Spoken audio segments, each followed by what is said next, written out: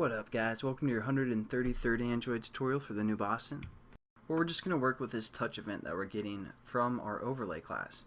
And one of the questions that you guys might be asking is, hey, can I just do something like map.setOnClickListener and then create a click method or set a touch method?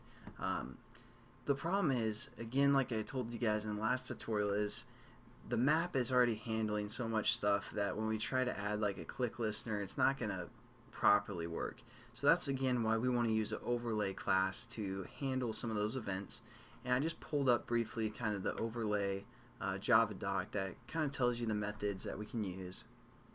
And there's a draw method that we might get into on a key down, on key up, on tap, and on touch event, which is what we're going to be working with. We're still going to kind of reference the key down and key up, but in a different way through the event, motion event.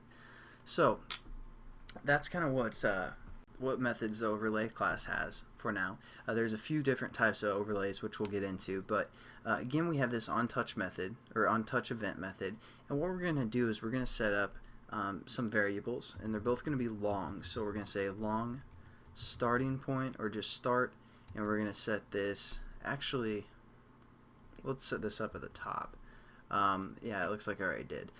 So just create two new variables, start and stop, and what that's going to do is when we press down on our map, which is actually our overlay that we're pressing down, it's going to create a starting point. We're going to get kind of the time when we hit the down button and when we release, and that's going to be our stop, and then we're going to minus those.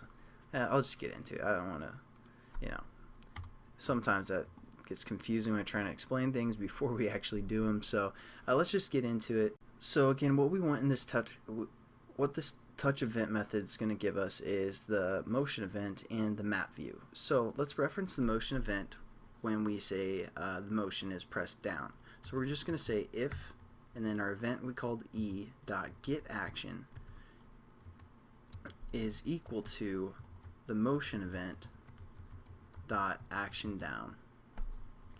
And again, this will be when we're pressing down on our overlay.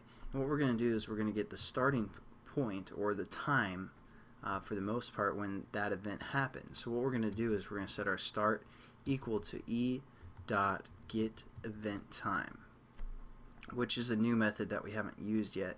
That's probably the sole key point of this tutorial, is just getting the event time when an event happens. So that's pretty that's a pretty good method even for like games and stuff like that. If you want to judge the velocity of how fast someone moves from one point to the next, you can do it this way. But again, we're going to set up another if statement when they release. So we're going to say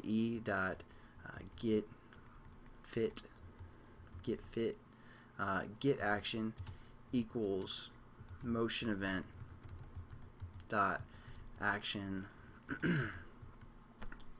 action up. Alright, right there.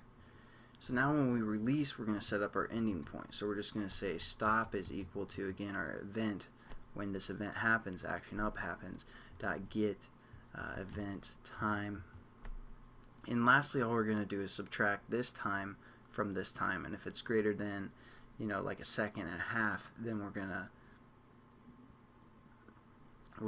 do some sort of a method, which we're going to create an alert dialog, which we kind of talked about, but we're going to go into a little bit more depth in the next tutorial. But so what we're going to say is stop minus start, as long as that's greater than 1.5 seconds. Again, it's in milliseconds here, so this is 1.5 seconds. We're going to perform an action. Well, I'm not even going to leave a comment because it's getting late and it doesn't really matter. But here's, again, this is all we're doing for this tutorial. Is we have our event, which is an overlay type because we extended overlay, and we get the motion event, and we're going to get when they press down and when they press up, and if that total time is greater than 1.5 seconds, we're going to do something here.